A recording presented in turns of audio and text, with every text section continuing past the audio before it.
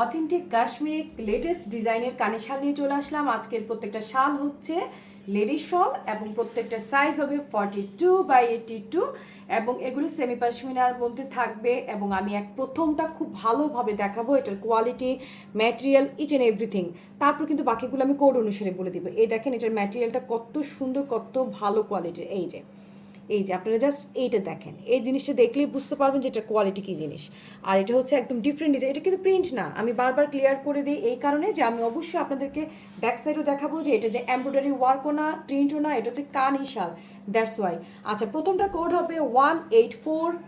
প্রত্যেকটা কিন্তু কোড অনুসারে আমাদেরকে দিতে হবে 185, 186, 187, 188, 189, 190, 191, 192, 193।